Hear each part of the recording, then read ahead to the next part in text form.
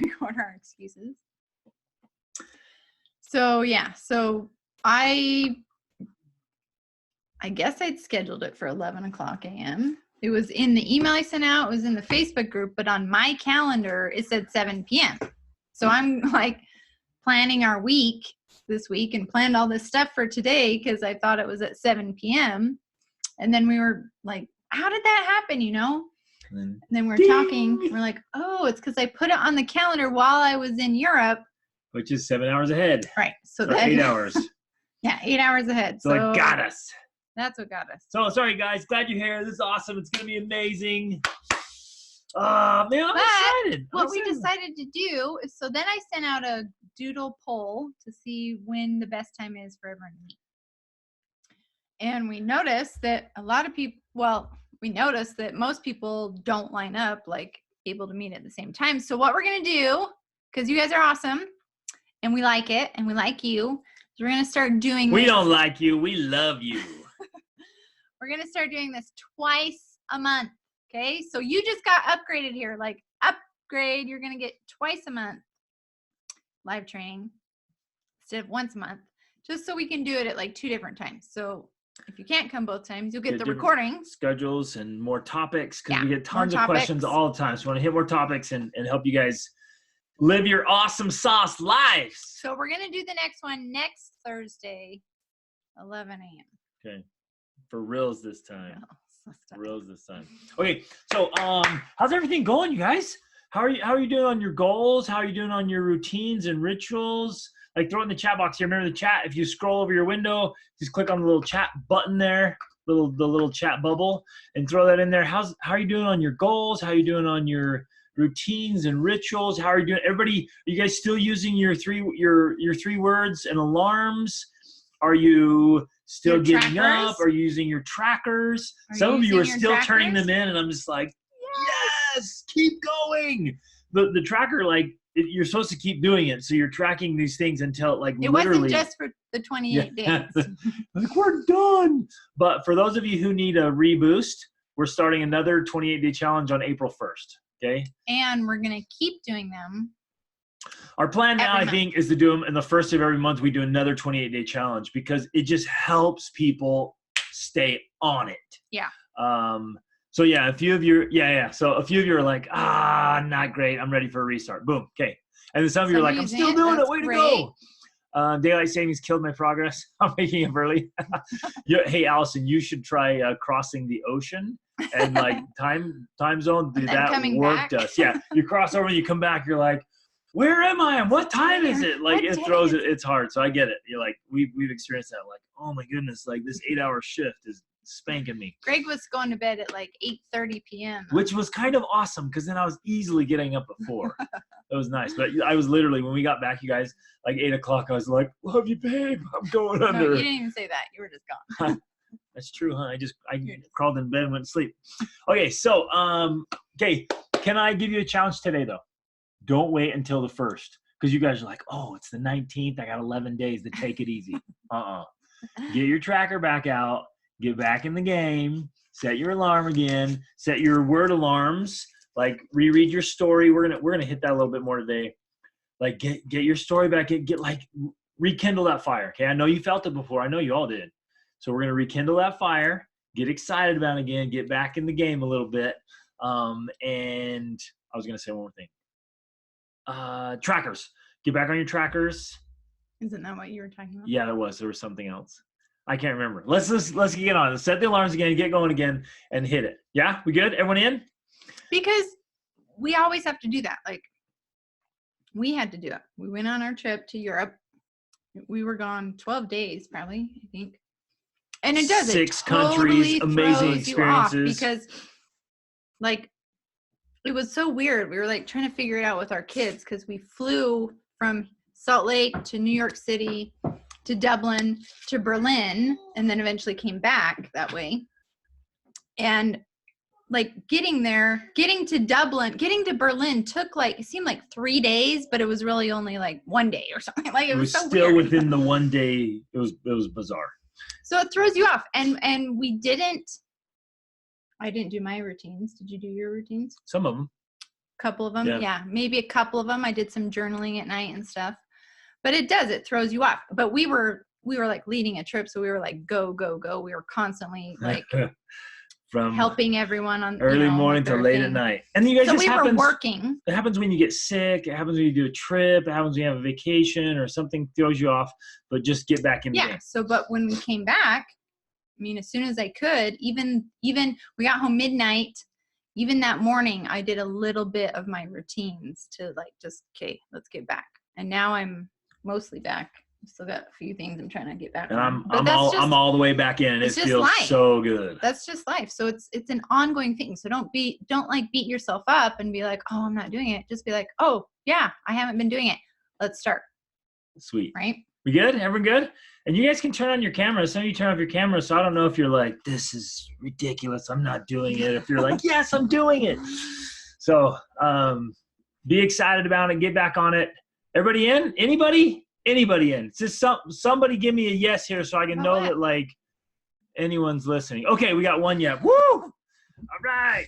Okay, back in the game, people. Let's get excited about this. So if you have any questions today during the training, things you've been wondering about, like, I've been struggling with this thing, bring it up so we can address that too. I've had some questions come in I'm going to address, and then we're going to get into like the main overall training for today. Sweet. All right. A couple of you back in the game. That's awesome. Woohoo! Get excited about it. Let this be your catalyst to kind of rekindle that fire. So the first question I want to address that came in was about sleep. Well, kind of what we've been talking about a little bit. Right. Yeah. So kind of getting in these patterns that it makes your routines and rituals a lot easier. And one of them specifically was like, man, how do we is it a bedtime? Is it a wake up time? How do I sleep better? How much sleep do I get? Do I give myself some leniency on the weekends? How do we roll with this so that we have you have good rested patterns, but also can stay super productive and energized? And how many of you would like to have better sleep? You throw in the chat box there. How many of you, and some of you are like, hey, I sleep great. Sleep great every night. It's awesome. Some of you are like, I need sleep. What is sleep? Help. Right? It's easy. Oh my goodness. It is so easy to get into poor sleeping habits, right? So here is the research. Okay. We're going to give you tips on like quality sleep. Because even if for some reason you don't get the quantity you'd like, right? Some of you might have little peeps at home. We had 2 people in bed with us last night, 2 little ones. Yeah. And we had an older daughter come in like severe stomach pain. She came in crying twice. And that was after Rachel and I made the crazy decision, like we were still dating in our 20s. Last night, so I came home from my co-working space. We worked out. Then we went to the hot tub with the family. And then we made out. Like the kids went to bed. We didn't have to share that part, did we? Yeah, we did. It's marriage. It's awesome. The kids went to bed. And then Greg's like, do you want to do something crazy with me? I'm like, what? Let's watch a movie. And it was 11. Oh man. And we're like, it's a school work night. It's Monday night. Let's watch a movie. So we stayed up till 1:00 in the morning watching a movie. And it totally would have worked out, except we had 3 kids come in and wake us up. We had 3 kids sick last night. So roll around morning time, we were like, oh, this hurts. Yeah. I was like, that was a great choice, wasn't it? But anyways. Okay, so Fern's saying, sleep's my trouble too. Kids in the bed, can't get up early because I'll wake them up. Oh, that's another one, right? Where you're trying to sneak out, like, you need sleep. I want to get up. Like they have like this sensor. They know when you're not in the bed anymore. Oh man, they're so funny. So anyways, I mean, even that little story, I think, illustrates that it's not 100% all the time. Like sometimes you want to be a little crazy and like stay up late and watch a movie. But if we did that consistently night after night, and that's why it was a unique thing. It was a little crazy because we don't do that all the time. If you're doing it consistently, that's when it becomes like self-sabotage almost, where you're sabotaging yourself. Exactly. So that you can't ever get up. You can't ever do a routine because you're constantly making decisions like that are always setting you back. Like, obviously tonight we're going to bed earlier, right? Because we're like, okay, we're going to catch up on some sleep tonight because last night was the crazy night. But I guess I think we'll just, whatever. So have an idea. I have an idea. We're just going to share that, or we're just going to give like a whole bunch of strategies around sleep, and these things work like magic. But you kind of got to get your body used to it. It really is training. Can I throw that out? It is training. So and that's, whether you're sleeping well or struggling with sleeping, you've trained yourself into that, and so you can train yourself out. That's the great news. What I want to bring up here with the kids in the bed and stuff like that, like, we know what that's about because we have 7 kids. Along with this idea of training, I think that that's also something else you can be aware of and thinking of. Like, it's not going to change overnight with your kids, but I know for me, I would always ask myself, is there something else I can do? Is there a way I can help sleep train my kids better? Is there a way I can help them, whatever. I was always thinking about the situation and thinking, how can I make it better? Not in a like hopeless sort of way, like, oh, this is hopeless, there's nothing I can do, but like, okay, is there something that I can do? Sometimes the answer was like, no, sometimes I just have to accept it for now. Maybe it's a phase or something like that. But sometimes there would be things you could do to somehow improve the situation. And that's obviously going to look different for every family. And it would look different for us depending on where in the world we are, what the accommodations were like we were staying in, I mean, a lot of different factors go into that. But as long as you're trying to be aware of that, then I think it can help you. Again, the whole point is being intentional. And if you're aware and intentional and saying, okay, today my option is I'm staying in bed so my kid doesn't wake up too early, then you do that. And maybe you can, I don't know, listen to an audiobook still. Maybe you can think about your vision board still. Maybe you can repeat your story in your mind. Like, there's still things you can still do even in bed. Like, I'll do this if I'm putting the girls down, or I'm in that situation where I want to be up and doing my morning routine and they're next to me, and I know if I move, they're out. I'll literally, and I try not to get on my phone first thing in the morning, but that's when I would like break that rule of mine. And like, I'll like pull the covers up over me, and like, I'll study French. I'll do tons of writing. I'll read. I'll grab some earphones and listen to an audiobook. So literally, like, if I have to stay in bed next to a sick kid, I'm still going to take advantage of the opportunities there and make little adjustments. And so let's dive into some routines, research-based stuff here that helps. And then is that going to include suggestions for people who tend to sleep too much? Yes. Any suggestions for people who sleep too much? Have children. And then more children. If ever you get sleeping too much, have another kid. Oh gosh. No. And that quickly eliminates whoa, no more sleeping too much ever. Your Sunday nap, gone. I remember when that first All time naps. we adopted Kaya, we were just like, what have we done? No more. But no, on a serious note, let me hit that real quick. On a serious note, there's another one of my alarms. On a serious note, I have found, and research kind of backs up, the more you're eating great foods, drinking lots of water, and exercising regularly, your energy levels are going to balance out, and you won't want to sleep. And kind of get in some patterns. What's interesting is the body gets used to sleeping more, or it goes through like an optimal sleep phase. And if you sleep past that, then it actually makes you more tired. Mm-hmm. So if you oversleep, you kind of drag and you're like, what gives? I got 10 hours. Mm-hmm. Well, it's because you got 10 hours, unless you needed a recovery 10 hours. Like sometimes I go a long time and I'm like, man, I got to crash, and I'll give a good 10 hours and just gone, and I'm recovered. But if you're oversleeping, set up those patterns. So I'd say food, water, and exercise, and get those in place in those patterns. And then we'll work on like setting an alarm time. We'll get through all this too. This is exciting. I love this stuff. Yeah. So I would say, well, and I don't know if the sleeping too much has to do with sleeping in too much or going to bed too early.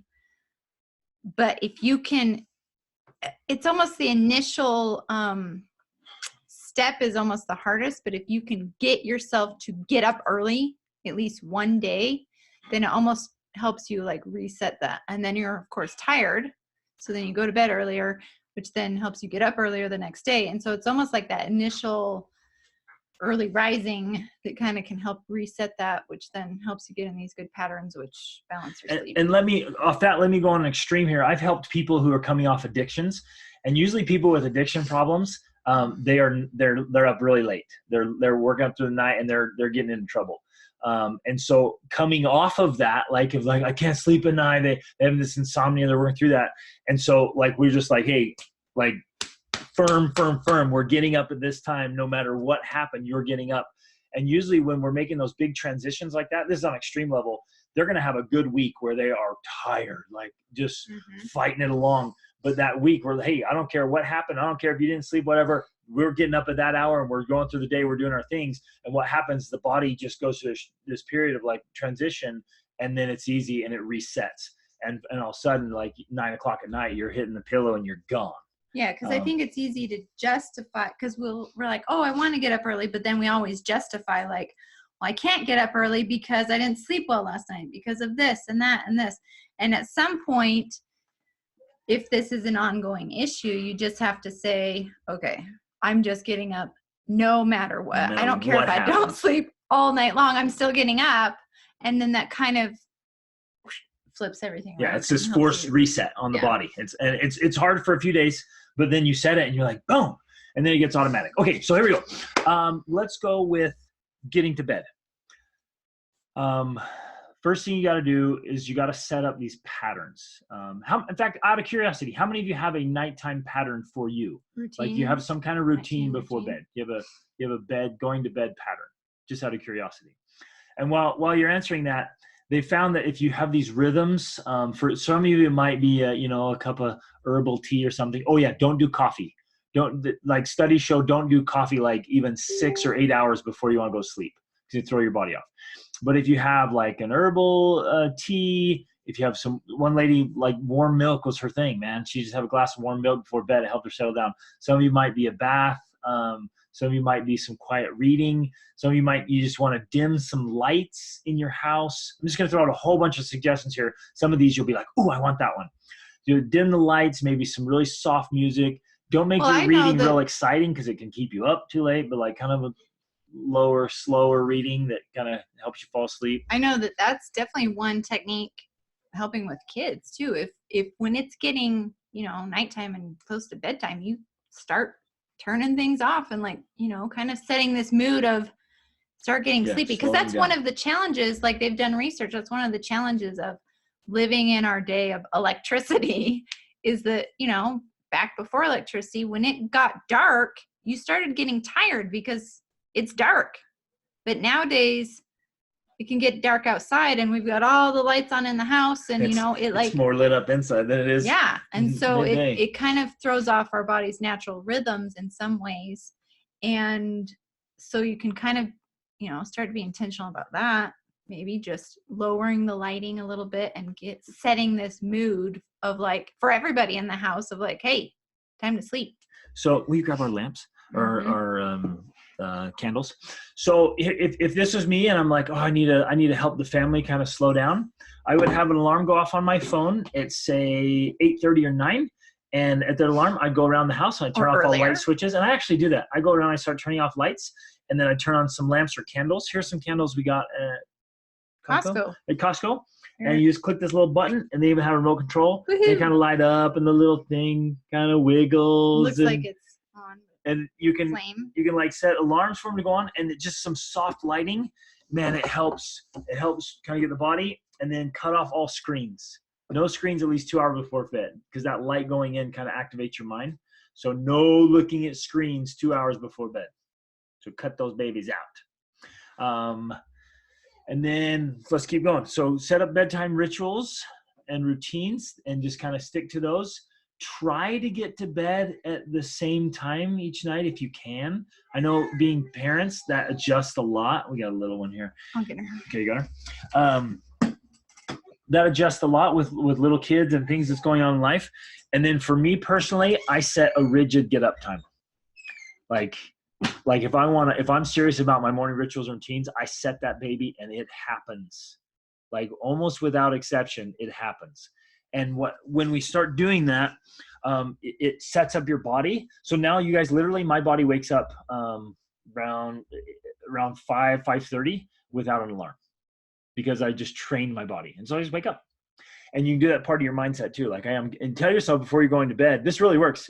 In fact, you guys all should try it. You want to try a cool experiment? Without setting an alarm, pick an exact time and tell yourself you're going to wake up that time over and over and over and over as you're falling asleep, and watch what happens. It's amazing. I've had lots and lots of people do it, and they just pick a time, they repeat it to themselves over and over, and then they wake up. I don't know how it works, but it's amazing. So set your mindset. I'm getting up early, get down, and train your body to do that. I'm going to hit a bunch more stuff. Is this helpful, you guys? I want to give as much as I can and help here. I want to make sure everyone really is sleeping well. We should be sleeping well. You want to have a comfortable bed. Now, I know some of you are like, look, I'm sleeping on the bed I can get. That's all I got. Okay, whatever. If that's what you got. If you can, find a bed that's like really comfortable for your body type, and try different kinds. We've found for us, like the most comfortable beds are the memory foam. Like full on memory foam beds. I love them, and they have like different firmness, but our whole family sleeps on memory foam beds that we bought in Germany. And actually in Germany, they're crazy inexpensive. They're cheap, as we bought all these beds and mattresses in Germany. We shipped them all over here from Germany. So for us, that works amazing. Get a comfortable pillow. Rachel has a unique special pillow that she bought that she sleeps on, and she sleeps well. I just have to have a big puffy pillow. So make sure you have a comfortable pillow, comfortable mattress, and then try to get your temperature setting. Some of you want to wear warmer pajamas or a warmer blanket. You want your comfort to your temperature to be just not right. Because the one thing, and some of you will get patterns like this where you're waking up all the time because you're too cold or too hot. And you guys, they almost seem like no-brainer simple things, but nobody's strategic about it. And I talk to them like, oh yeah, man, I wake up every night because I'm too hot. And you're like, well, okay, how can you adjust that and make sure that every night, like you want to eliminate all the things that are waking you up. Going to the bathroom right before bed, if you're waking up to pee in the night, right? It's little things like that. Unless you're pregnant, then, it just happens. But I don't know if you talked about this, but one thing I started doing just because I realized it helps me sleep better is I literally have earplugs and I have a beauty mask that I put over my eyes, plug my ears. Because I think, of course, it comes from having babies. But over the years, I had conditioned myself to wake up easily to almost any noise. And so I was still having that happen. And by doing that, like I'm blocking those out. It's like, okay, I don't hear the noises anymore. So now I don't wake up to them. And so that has been big for me to be able to get better sleep. Because again, did you talk about like, if you're not getting like a certain amount of hours of sleep, then the best thing you can do is to make sure the sleep you are getting is as sound as possible. Yeah. So just getting deep, comfortable sleep. So try eye masks if that will help you, or darkening out your room. Ideally, you're going to be in a room that's like totally dark. So those of you who are just joining us, we're talking about getting awesome sleep because we have a few questions about sleep. So try to darken out your room as best you can. And you can go around with black electrical tape or a little thing and just cover up all your lights. If you can darken that thing out, it's amazing. Or just use the eye mask. Or the eye mask. That'll work. So I put some links in there for like these are the best of the best. If you guys are like hardcore and you're willing to throw down some money, the first link in there is the best ear protection.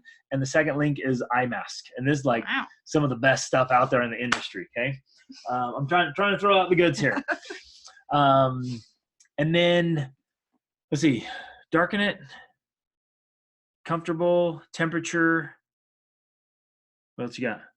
Just the lights and the like just looking at a screen lights before bed are a no-go. Don't do that.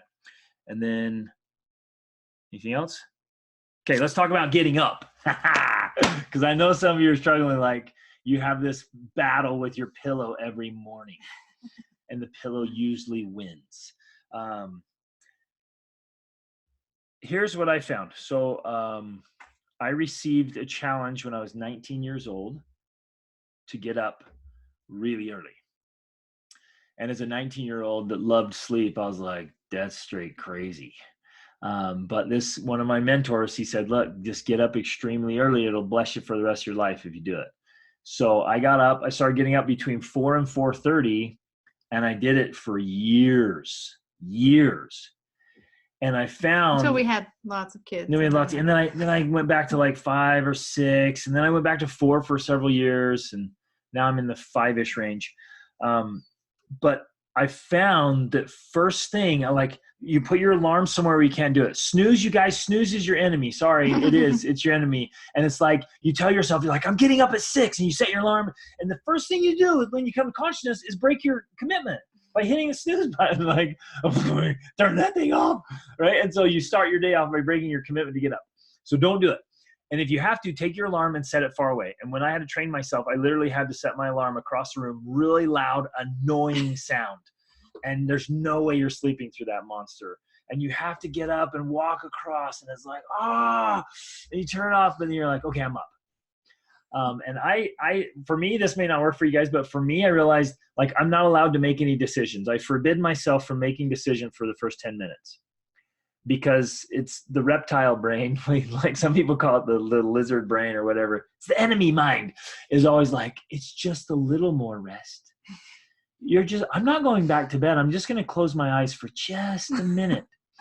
And I'm like, oh, I'm awake. I'm just going to hit snooze. I'm not snoozing. I'm not breaking my commitment to myself. I'm just hitting snooze so it doesn't disturb other people in the house. And they're all lies that we all succumb to. And you wake up an hour later, like, drool all over, like, no, my morning routine is shot. Right? You with me? Liar. So set it across the room, get up, don't allow any decisions. And here's how you do that. You clearly determine beforehand what you're going to do as soon as you get up. Okay? The night before. How many of you know exactly what you want to do as soon as you wake up? Like every little detail. Any of you have that planned out that clearly enough?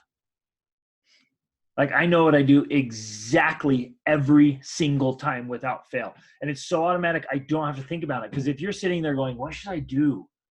At 5 o'clock in the morning or 6 o'clock in the morning? You start thinking, why am I even awake? Like, what was the point of getting up? My 13-year-old son, who's so cute, he's like, Dad, I've been getting up early. It's like, it's so stupid. It's just a waste of time because I just sit there. There's nothing to do. I'm like, dude, get up and like read and do stuff. He's like, oh, yeah. Like, because he didn't have anything to do. So he'd wake up early and just sit there. I'm like, well, yeah, that's lame. Boring. There's no use getting up, right? So have something to do. So here's what I do. I go immediately and I drink 16 ounces of water. Very first thing. Okay. Even if I really got to go to the bathroom, I'm doing the potty dance. 16 ounces of water. Two things happen. I can't drink that much water in the morning. Rach can't. But I sip some water. It's been proven that if you drink water first thing in the morning, it actually activates your metabolism. Okay. And we all want that, right? Because it keeps us healthy and it helps us like be in an optimal weight and condition. So you drink water immediately, activates your metabolism, and it helps you wake up. Big glass of water, I'm awake. Okay. If you need to, splash a little water on your face, like get something to activate yourself and move your muscles a little bit. Okay. Then run to the restroom, and then I'm immediately in my books. And I go right to the Bible first thing in the morning. That's my routine. Boom, right into the Bible. And so I know exactly what I'm doing. And I know where it is. I walk out, I grab it, sit at a chair, boom, turn the light on, and I go. That's all I have to do. Like, I'm not like, what should I read this morning? What should I do? I know exactly what I'm doing. And by the time I'm done studying that, I'm awake, I'm alive, I'm energized, I'm feeling it. That's good. And then I do some meditation, some praying, some writing, and then getting in other books, taking notes.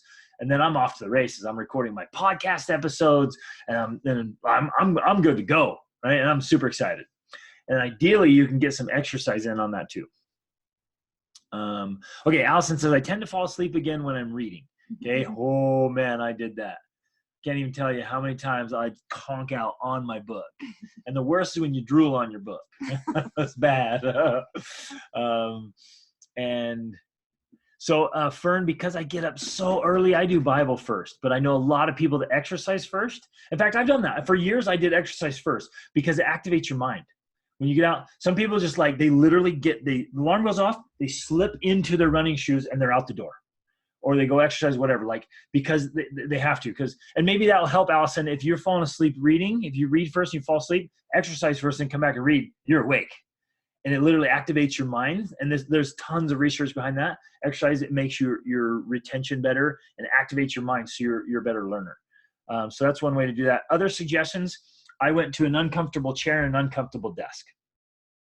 I had to do that because if I ever tried to read and like, if I love leather chairs, like brown leather chairs to sit in and read a book. It's the best, but not in the morning. Because if you wrap up in a blanket and you're just snuggling in like this to read in the morning, you're gonzo. Like you're not going to make it. So get uncomfortable, stiff, lights on, drinking something. If you feel yourself nodding, drink another glass of cold water, munch on something, get some carrots, something spicy. Maybe just chomp on a jalapeno pepper in the morning if you have to, just whatever. I'm kidding there, but like munch on something just to train yourself, and it gets easier and easier with time. I promise it gets easier. And so for instance, I'm having trouble staying awake too. So yeah, if it's hard for you to get up and activate your body, I'm used to it now. If that's tough for you, start moving. Literally just any kind of movement. And you can just start moving in place. Then you can do some jumping jacks, and then you can do some burpees or whatever. Like you can up it, step outside for a minute, whatever, just move. And that movement just activates your body, and then you're good. Okay. Any other thoughts? That's not what I do. Okay. What do you do? Well, first of all, I think, especially from a mom's point of view, I would say I think we probably have a lot more variance in what our morning routine looks like over the years, depending on what phase of babyhood, pregnancy, children, whatever stage you're in, it's going to vary what your morning routine looks like. So I think for me, like, I know, especially when I was younger, it was a lot, because when we were first married, of course, we were these go-getters. We used to get up at 4:00 in the morning to study together, until we adopted our first baby. And then we would try, this is the crazy thing. I just remembered, this came back. I remember when we adopted our baby, we're these new little parents, and we're like, we're going to train her to get up early in the morning.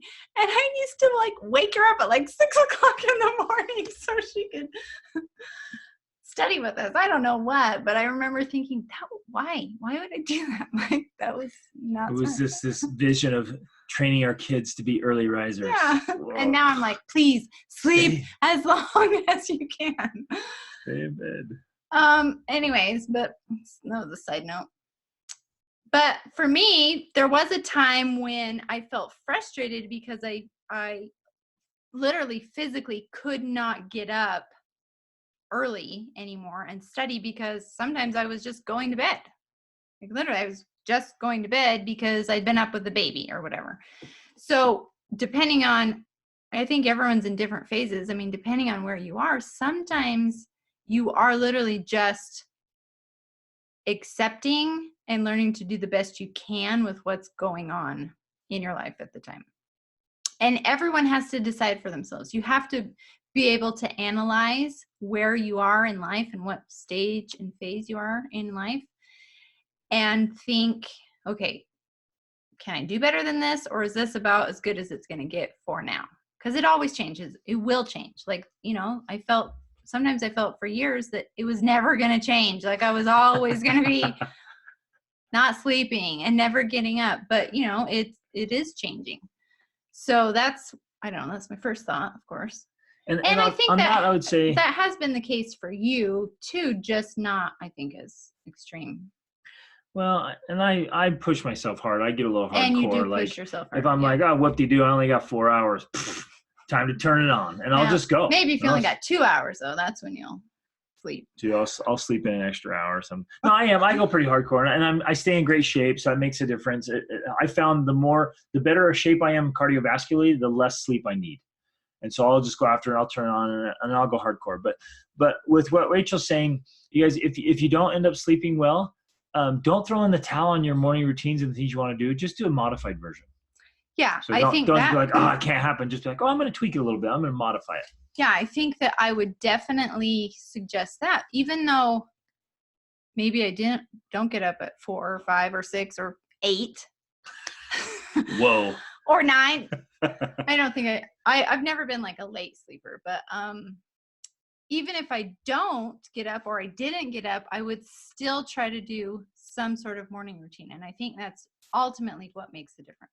Like, no matter when you get up, try to do something. And sometimes it's really like 5 minutes or 10 minutes, but that's better than nothing, because it's just, again, helping you to just stay intentional, like focusing and remembering what it is you want in your life and what you're trying to accomplish and do, even though there are these, lots of interruptions called children.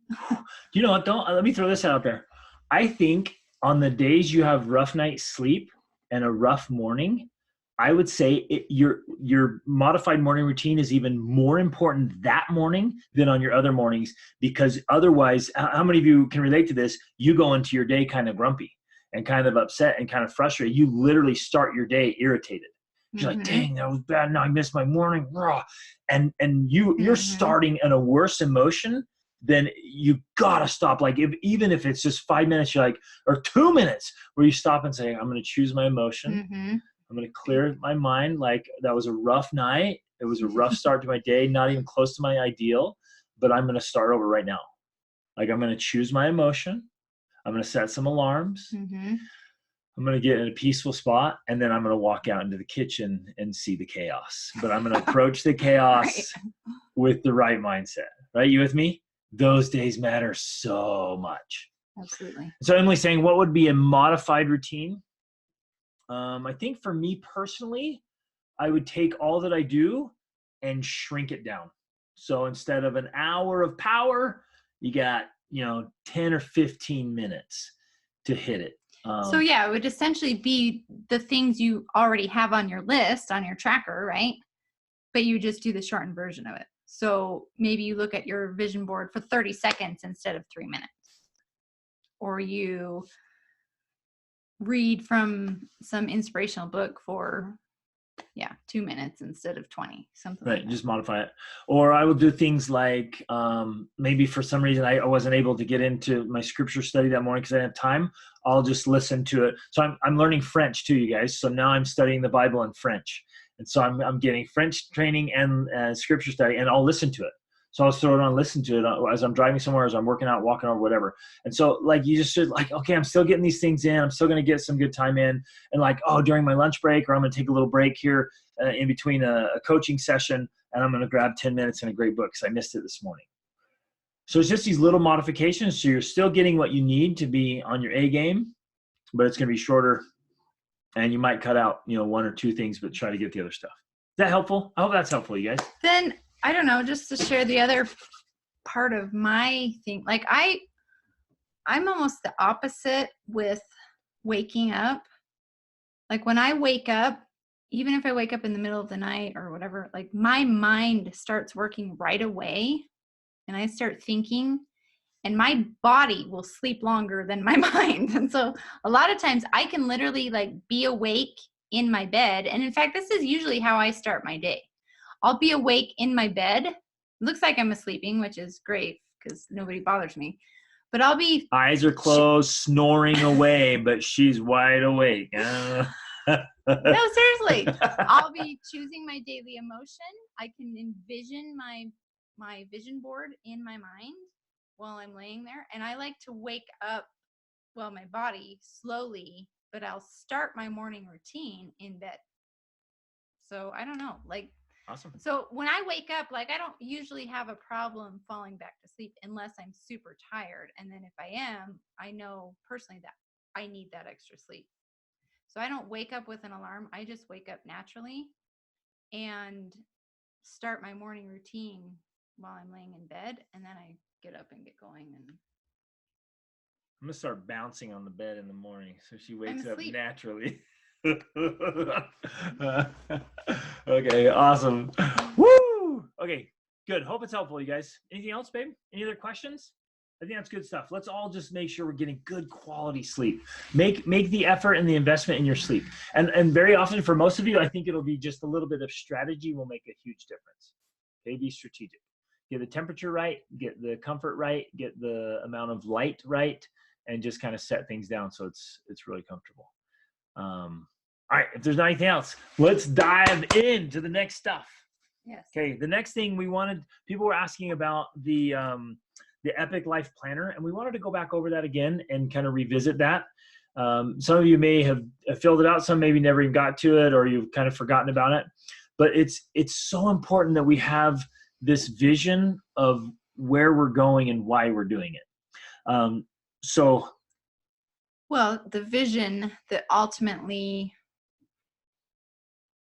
comes down to the daily actions. So, all of these things we're talking about, like getting up early and doing our tracker, like what's the point? Why? Exactly. And really the reason why is the big long-term vision, which is explained in the Epic Life Planner. So yeah, we're going to talk about that because I know people have asked, well, exactly how do you do that? Like, how do you actually use this thing? How do you actually choose your big life long-term goals and then break it down into your daily action steps? So that's what we're going to discuss. So here. I'm going to start with your D.U.M.B goals. And I've explained this to you guys before. This acronym I came up with years ago for D.U.M.B because we have S.M.A.R.T goals, right? They're specific, measurable, attainable, relevant, time bound. And those are really good. But like Rachel's saying, if we have all these SMART goals, but we don't have a big why, we don't have anything that gets us excited and fired up and motivated, then most people stop doing it. Because why? Right?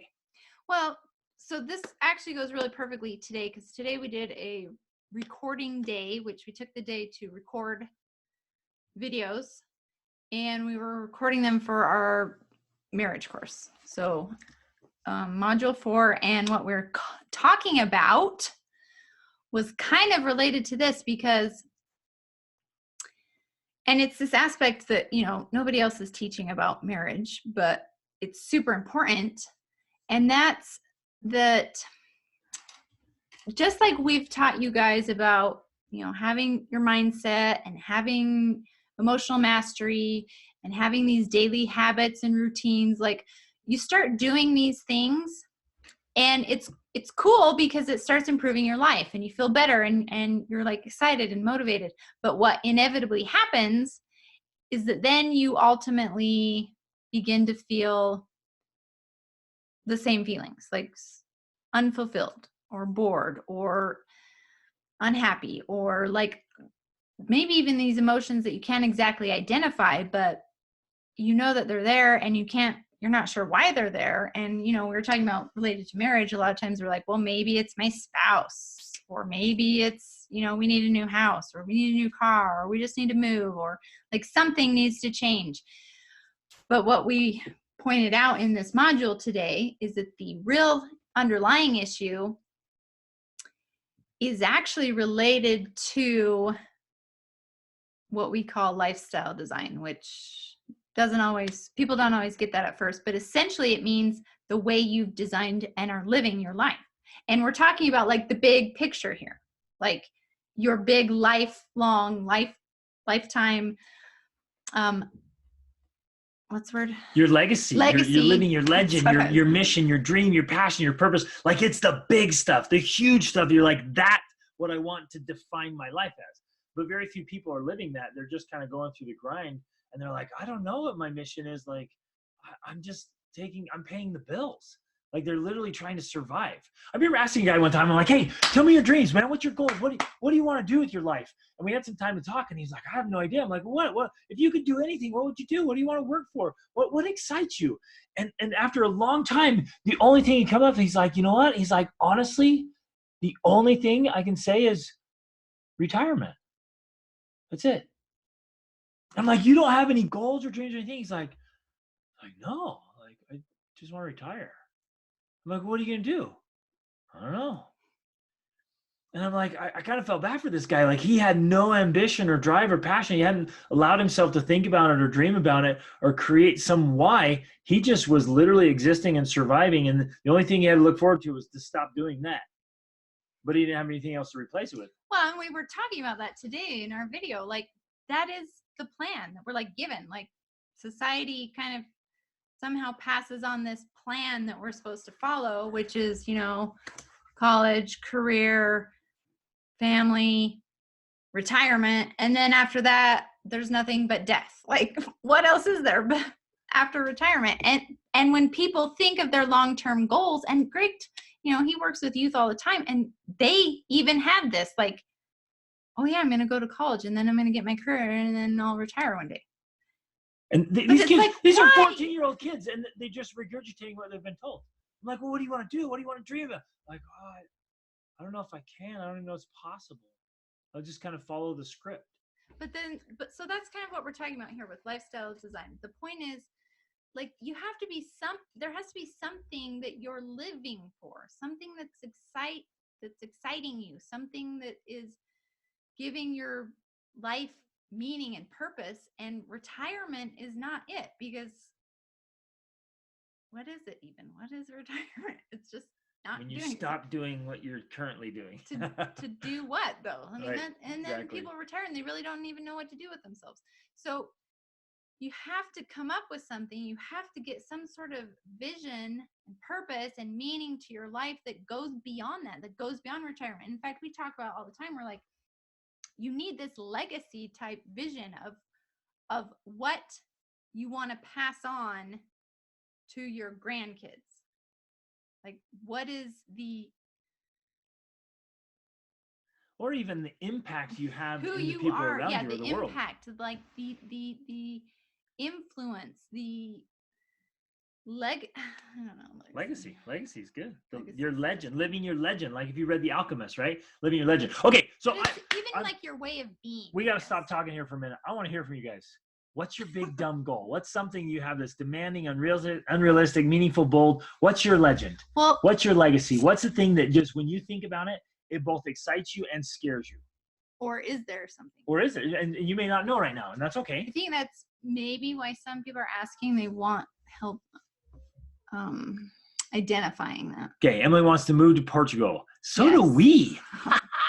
Because guess what? We found out if you buy a house in Portugal, you get residency inside the Schengen, inside Europe. So I'm like, yes, I'll have a house in Portugal. Thank you. So that's on our list now too, Emily. Woo, we'll be neighbors. And then we get to learn Portuguese. So I'm excited about that. Okay, that's a great dream. Others, come on. What are some big things? What's your legend? What's your passion? What's your mission? What's your purpose? And you guys, just so you know, I'm totally comfortable with silence. I can sit here having a staring contest with you. It's good. Kelly, Stacy, Fern, Kathleen, Allison, Diana, Ken, Brittany, Eve, Baleen, if Rachel, you don't know, Stephanie. that's okay. And if you don't know, it's okay. Know. Yeah, you say, well, I don't know yet.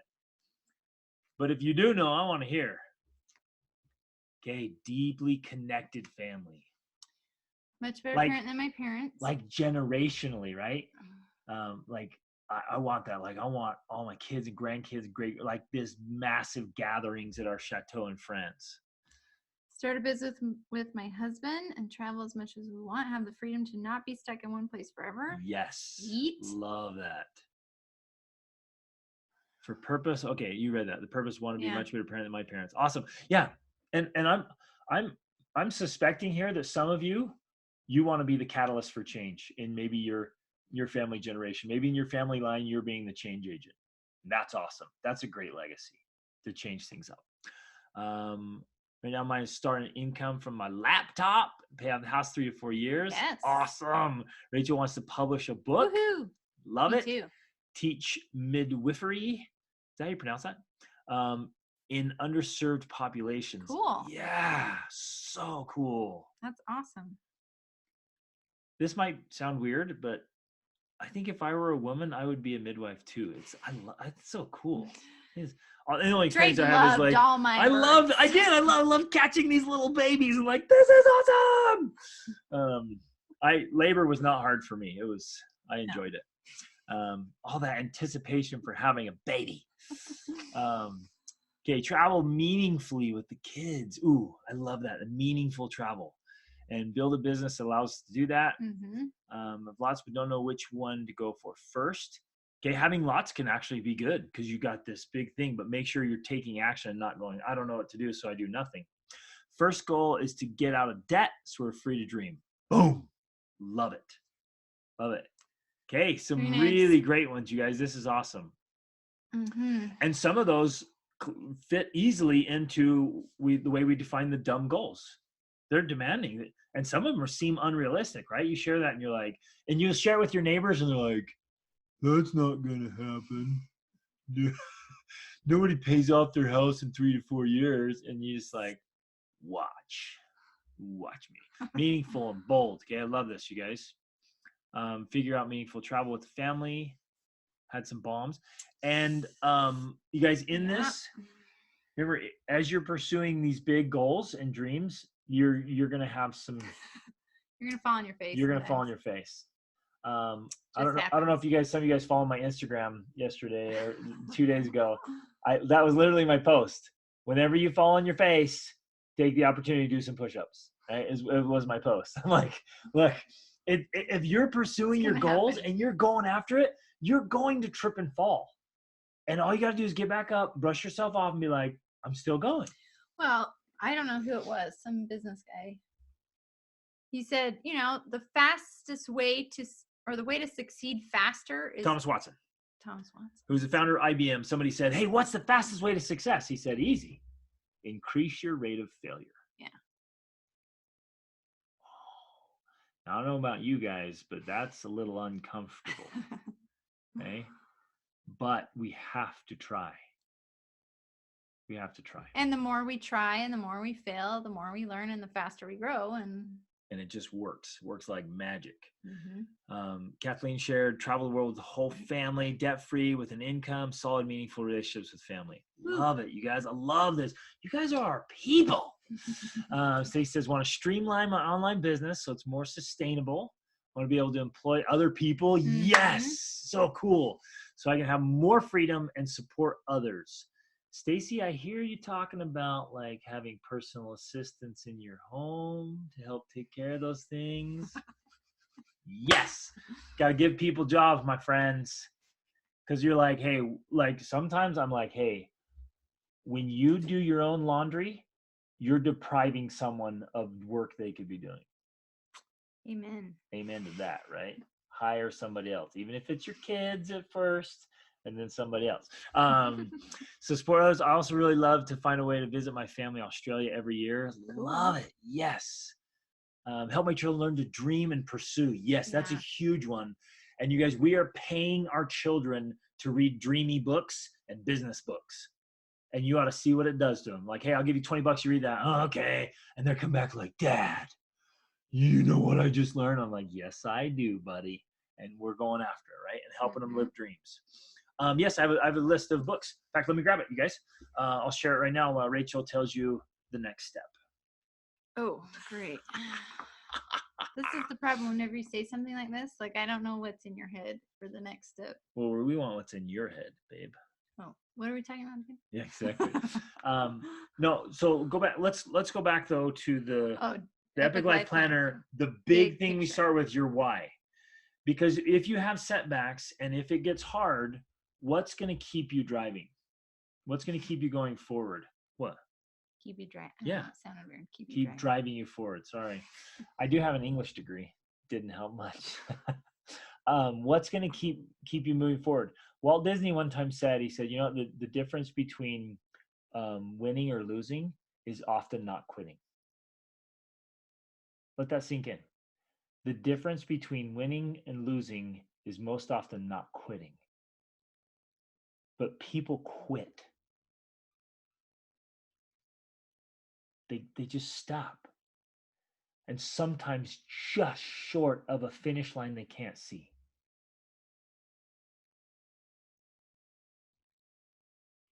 And you guys, we have to have this big why. We have to have it so powerfully in our souls that we just say to ourselves, I will either find a way or I will make one. But this will happen. And when you and I have that level of commitment, we become unstoppable.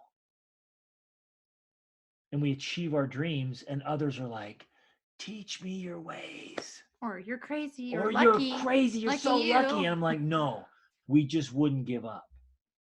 Because our dream of traveling with our family and having unbelievable relationships together, like generational relationships with each other, it was our vision, and nothing was going to get in our way. So we threw away our television. Right? You what? Yeah. In the garbage. But the truth is, like, it is hard. It really is. It's really hard because there undoubtedly are going to be obstacles. And the hardest part, I think, is our own self-doubt. Because when we face the obstacles, we sincerely wonder, well, maybe it's just not possible. Maybe I'm just a crazy dreamer. Maybe I'm really just out of touch. You know, like we talk ourselves out of it, and this has happened to us so many times where we're just like, maybe it's just not possible. Maybe we are just crazy and there's no way to actually do what we want to do. But I think we've come to the point where we don't believe that anymore. No way. We are crazy. If there's anything, whatever the mind can conceive, it can achieve. And I sincerely believe that now. Whatever you can think of, you could make happen. I don't believe that God gives us any sort of desires or dreams or wishes or visions in our head that he would not also give us the ability to make come true. Sweet. Isn't that exciting? Oh, that's good. That's so good. Okay, Eve, there's that book list. I threw it in the chat box there. So the book list is in there. You guys, that's, and I'm still working on adding to it, so check back a little bit later. I kind of broke it into youth and then business and like marriage and family. So under the first section is like youth and adults. There's a whole bunch of books in there about dreaming big and going after like goals and dreams and personal development, like becoming Jackrabbit Factor, a great human being. That's a good one. Yeah, so like Jackrabbit Factor is a huge one. The Alchemist is a big one. A Million Miles in 1,000 Years is a great one. But even books like Last of the Mohicans, Little Britches is awesome. Little Lord Fauntleroy, Lonesome Gods, whoa. And okay, we can keep going. That whole list is awesome. But yes, put your kids on that list and yourself too. And just constantly have that inspiration of these ideas and characters that are inspiring you to do great things. Okay, so you guys, you have your big dream or goal, okay? Now you have to go break down. The Epic Life Planner is designed like this. You have that huge, massive goal.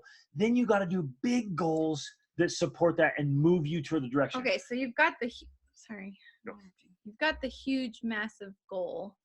And if it is really huge and massive, you're really going to have no idea like how to make it happen. You shouldn't. If you have an idea of how to make it happen, it's probably not big enough, because if it's really big, you're not going to know how to make it happen. Now, I don't know if we should do training on stories right now for as far as helping that progress, or if you just want to talk about. We could do a little bit on story. Yeah. Well, but let's do the big. Oh yeah. Where do we put that in? Because you've got to have the story. You got to have it, and you got to have it in your mind again and again. Have we done training about stories with you guys? We did a little bit early on about like writing your own story. Writing a new story. So your new story is what you tell yourself. Because let's talk about that. Yeah, the problem is, you guys, we tell ourselves, we're always telling ourselves story. You and I, our minds constantly are telling ourselves a story. Okay, so if I sat down with you right now, and actually that would be really fun. I've done some one-on-one with some of you. It's so fun, right, Baleen? Fun stuff. It's intense, man. And so we sit down like, okay, and I'll know within a few minutes the stories you're telling yourself. Okay, and we're always doing that, and so we have to alter that. So we're telling ourselves the stories that empower us to believe and then achieve. And we have to believe it first, because as long as your mind says to yourself, this will never happen, then guess what? You're going to either self-sabotage or you're never going to see a way to do it. You won't take action. So you literally have to rewrite your story. So like, throw it in here, throw it in the chat, or raise your hand. Like, you can raise your virtual hand or your real hand or whatever. Like, how many of you have a story that you're intentionally trying to rewrite in your mind? So yeah, one of the techniques for helping you identify action steps for your big goals and dreams is starting with this idea of rewriting a story. And so what we do that works really well is you literally can write out a story, not of where you are in life, but of where you want to go.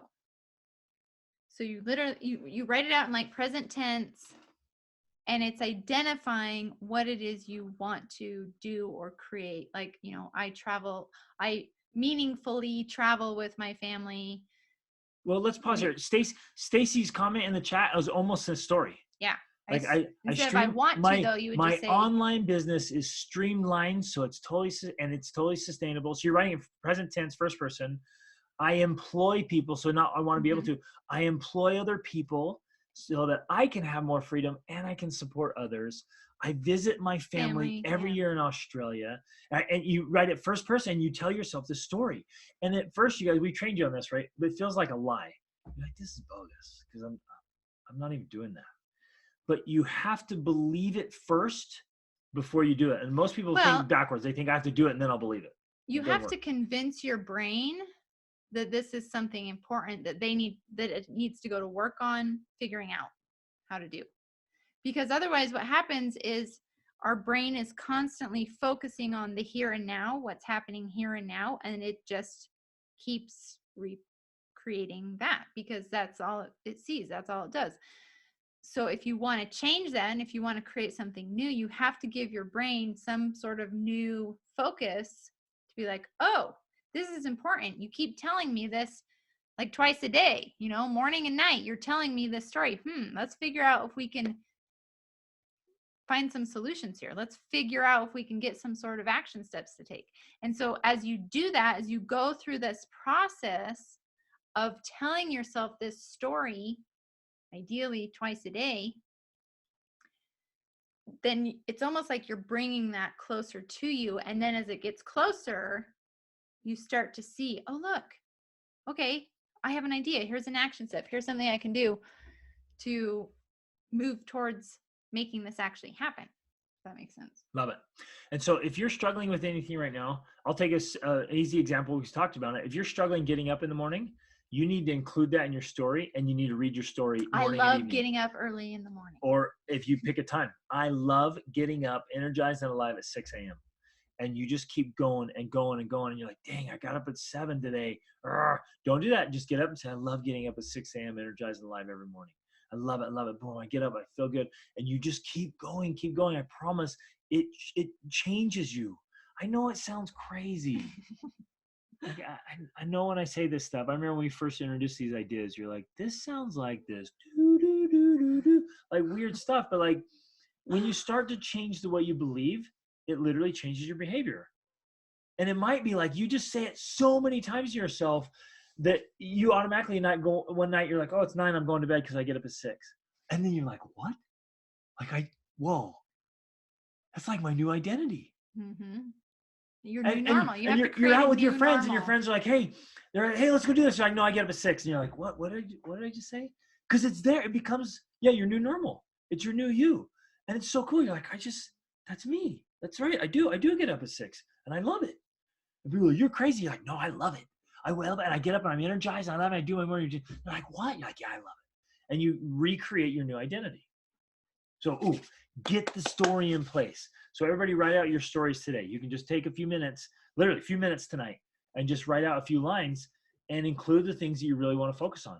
Maybe it's your physical condition or your education or your finances or the travel piece, like whatever that looks like, right? Make that happen. Oh, it's so good. Okay, so we have our big vision and then we have big goals to support it. So I want to come up with,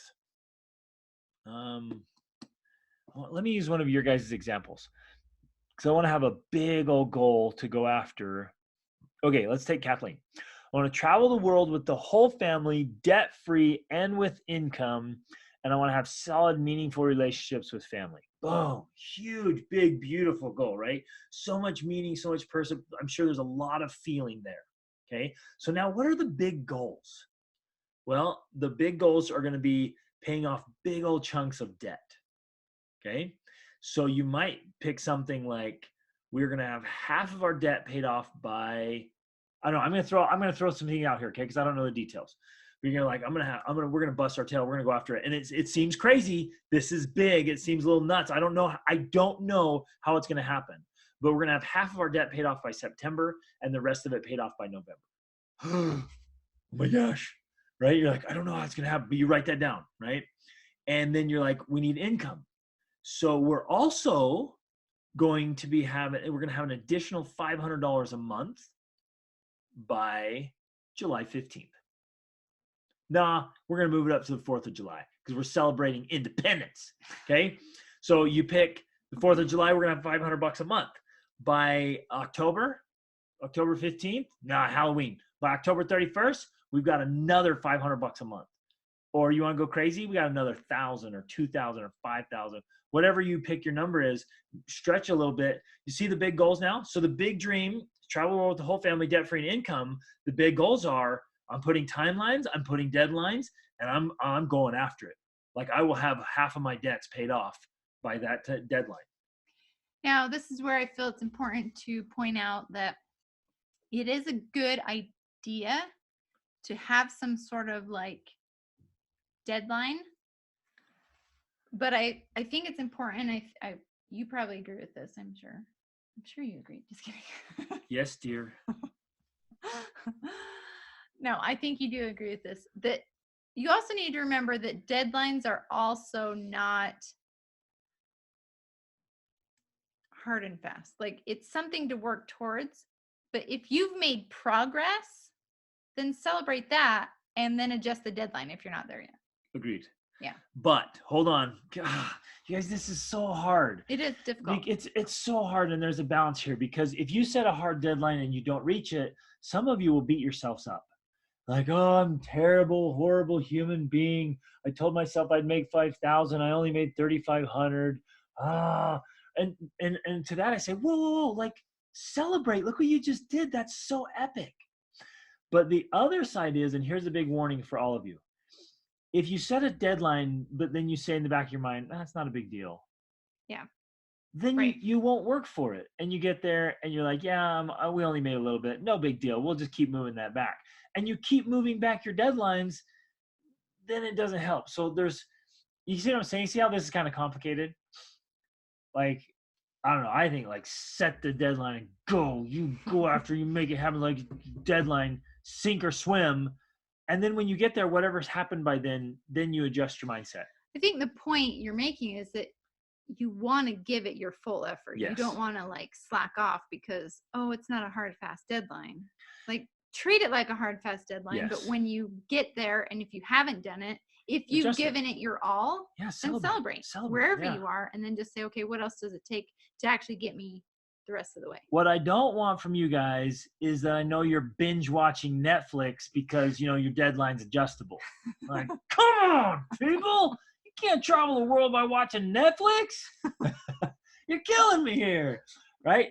Like, and if it's a hard, fast deadline, you're like, no. Like, and you might say something like that. Like, I won't. I'm not watching another movie for the next 60 days. Because anytime I feel like sitting down watching a movie, I'm going to sit down and write a blog post. I'm going to sit down and record a podcast.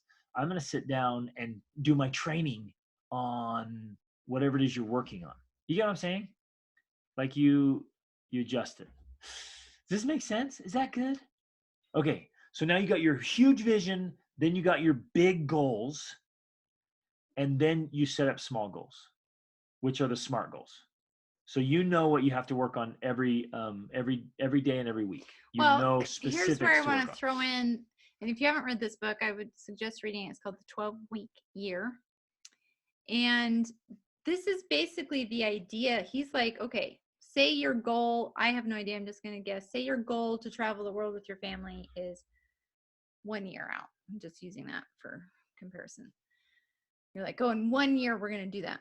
In this book, he says, why not try to reach that goal in the next 12 weeks.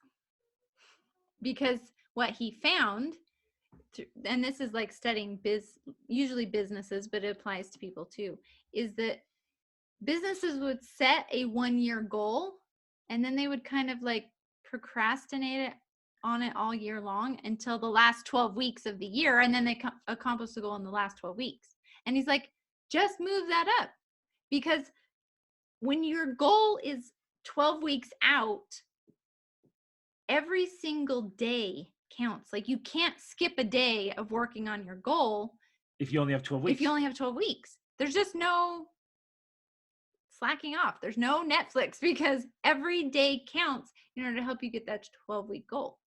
So if you take your long-term goals or your midterm goals, short-term goals, and you move up the deadline, again, with this idea of treat it hard and fast, but obviously if you get to the end of the 12 weeks and you didn't reach your goal, but you made tons of progress, that's amazing. Send us an email, please, so we can celebrate with you. Yeah. I love when you guys have those triumphs. So anyways, I just want to throw that in, because I think that's an important, I think that's something that you should consider more seriously, is taking all of your goals and saying,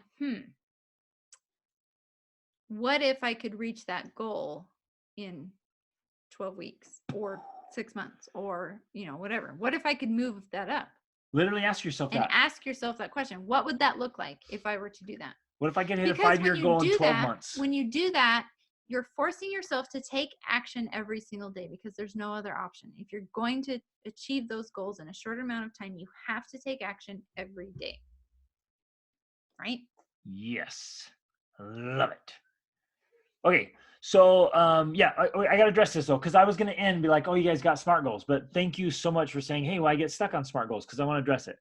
So, Fern, I'm going to take your example here. It says, first goal is to get us out of debt so we're free to dream. Boom. So what is a SMART goal? Specific, measurable, attainable, relevant, time bound. What is a SMART goal for getting out of debt? Okay. So here's what I would do. This is exactly what I do. I'd get crystal clear on my debt. So let's say I've got $15,752 of debt. Boom. Okay. I know where I'm at. And then my SMART goals. And so then I'm going to sit down and go, how can I, what are the payments I'm making right now? Well, we're paying $600 a month on debt. And like, okay, how can I double or triple that? Okay. I'm going to go for that. Or maybe I'm just gonna be like, okay, how can I hustle? What I got a break coming up where I got this 2-week window. How can I make $2,000 in that 2-week window? Right. To go towards debt or something like that. Right. I'm going to come up with something that way. And then I'm going to, okay, here's what I'm going to do. I'm going to cut out. And so your SMART goal might be, okay,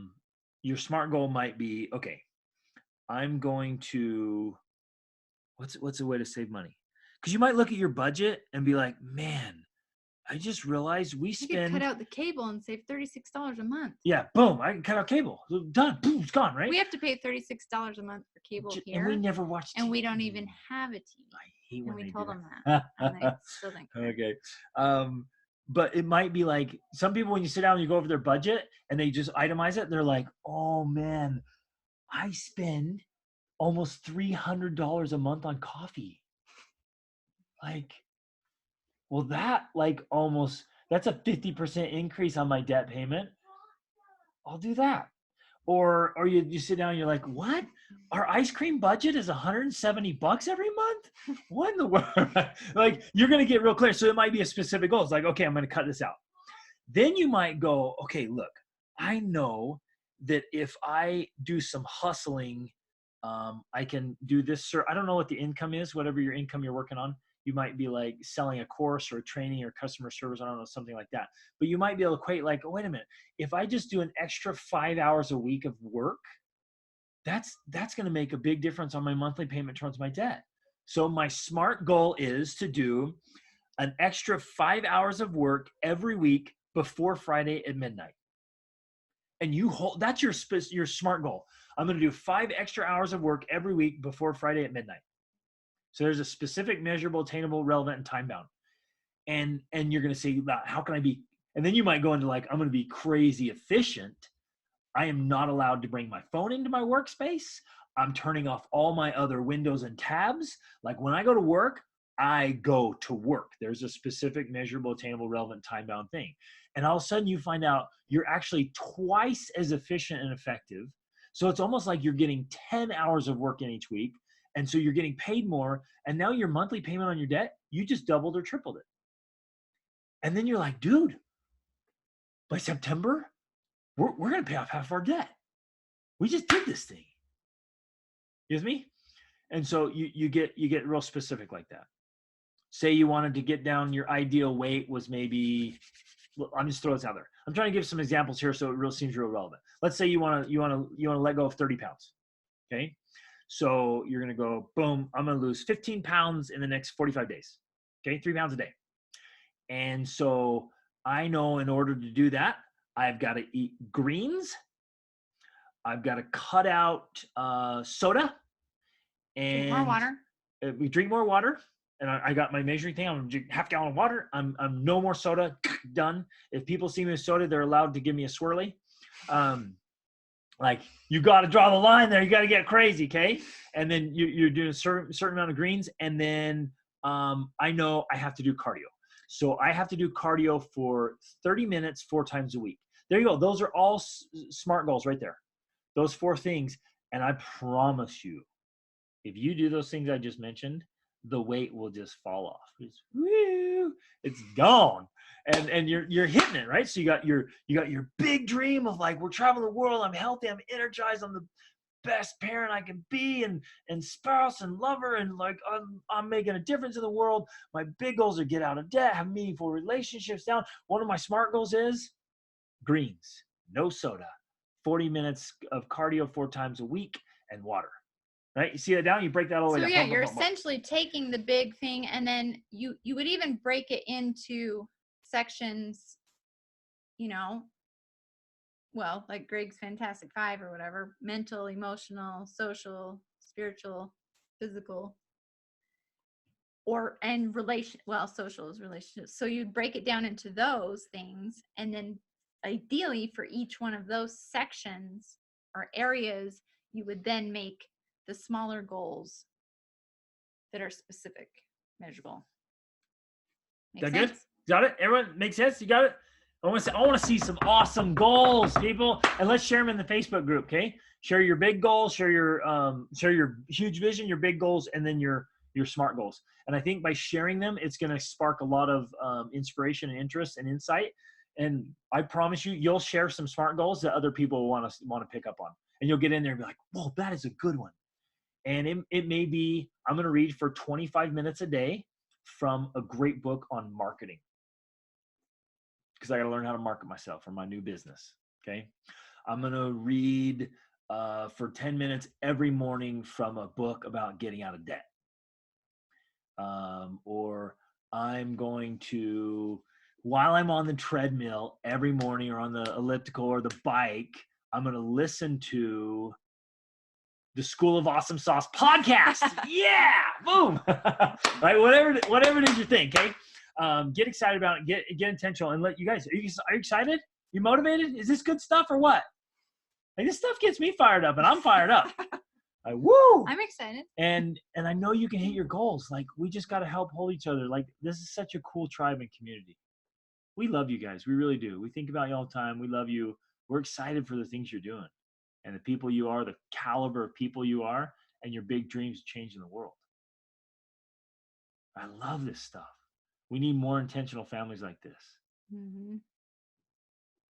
So, man, share this stuff with people. Invite them to join the School of Awesome Sauce. We're doing a new 28-day challenge starting on the 1st. Tell your friends and family about it. Let's get people in here, and let's create a movement, man. All right, Eve, can your son teach us some karate moves? That looks awesome. Okay. Come on, buddy. Show us something. You do some punches. He's like, I'm out. Oh, there you go. Yes. Yeah. I love it.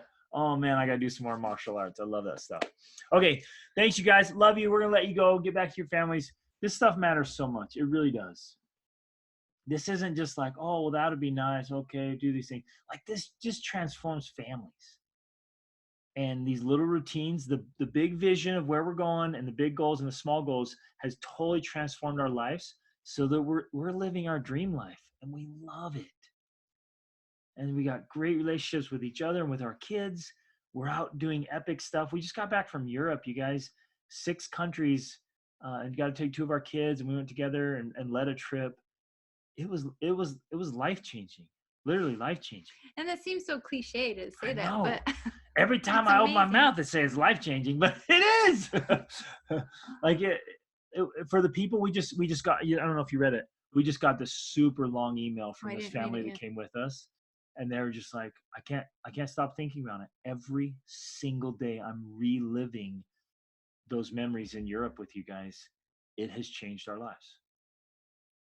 Like this stuff matters, and it makes a difference. That's the way we do it too. That's the way we roll. We're not just tour guides. Oh, I love it because we teach this kind of stuff and it makes a difference. Okay. Love you guys. You're the best. Yeah. Get on the 12 weeks.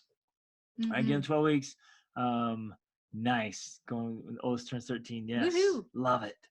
The 12-week, it's called the 12-week year. The 12-week year. It's a white and red book on the cover. Okay. Oh, nice. Sweet. Emily's in it. Yeah. Okay. Love you guys so much. Have a great night. You're the best. You're awesome as always an option. Reach upward. Bye-bye.